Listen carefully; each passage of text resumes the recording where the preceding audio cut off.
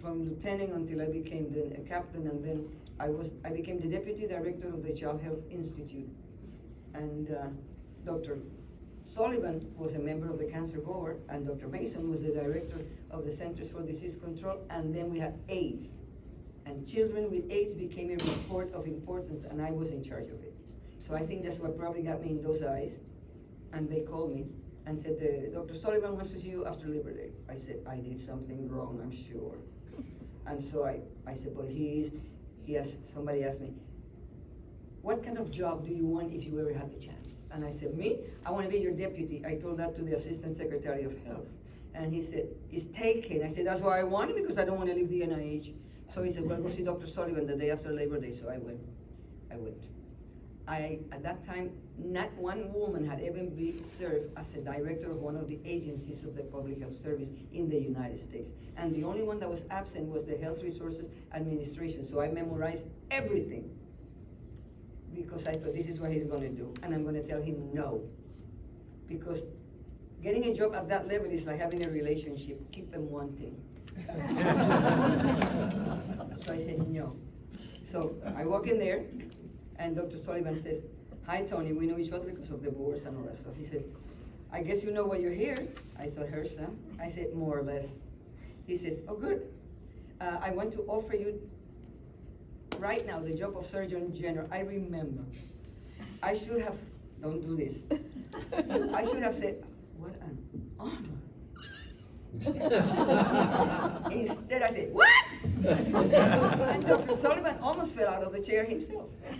So he said, you don't know? I said, sir, I don't know. He said, didn't Dr. Mason tell you? No, sir, nobody has told me anything. He said, so sit back, let me tell you what it is. So I go there, he tells me everything. He says, so are you interested? Sir, I'm following Dr. Cook. For me, it's unbelievable, but yes, I accept. So he calls what I call the paper lickers of the government, you know, the ones who become big, but he comes and says to me, so she accepted the job?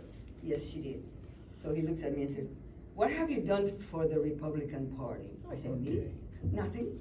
So he looks at Dr. Sullivan and said, she can't make it. She didn't do anything. He said, wait.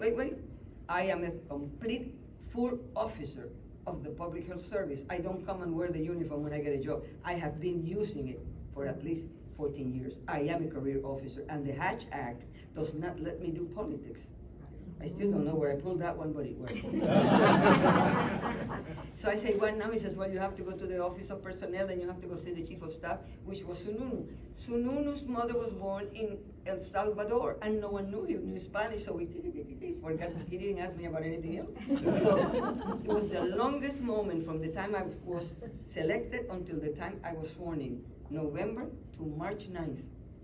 And all my neighbors were saying, the FBI was here, are you okay? Yes, I am. So anyway, they sent me to Geneva so that nobody would bother me. So I became the Surgeon General, and I realized one thing.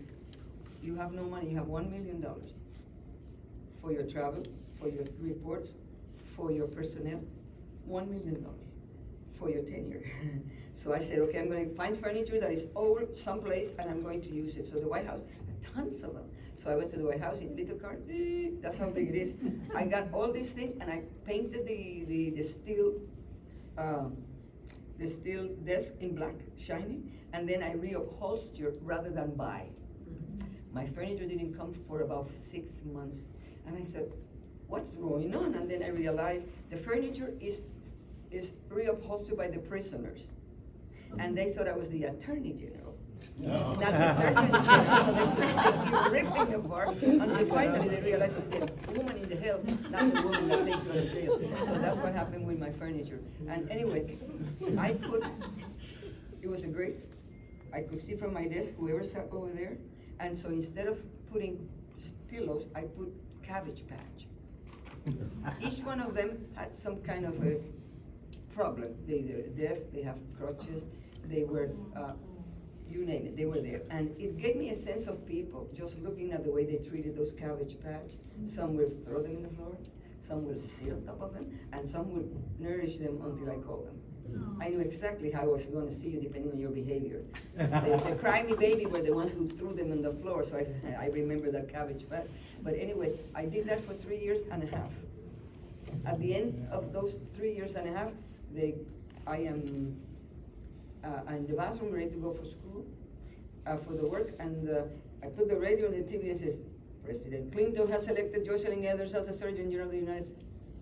Joe comes into the room and said, he said he heard a private scream. It was me. What? I've only been here 2 years and a half, and this is a 4-year by the Congress. So Joe says, so what's the problem? I said, I have the biggest meeting now with tobacco, and I am not the Surgeon General. He says, well, how do you treat a patient with cancer? I said, well, what's the problem? You go there and talk to them. So what's the problem? That's Clinton's problem, not yours. You go in there and do what you have to do. So I go in there. Don't ask me why. I went to the meeting full of tobacco lobbyists, limping. Everybody came, doctora, what's wrong? I am a lame duck, but let's get the show on the road. It kind of realized what was happening. So when I am a career officer, so you couldn't send me to the limbo. You had to give me a title, commiserate with my job, and you had to put me back in the NIH. They're gonna send me to the NIH, and Dr. Shalala calls me. Tony, I'm sorry, but you cannot go into your room now because it belongs to the wife of, that must be her calling me. Excuse me.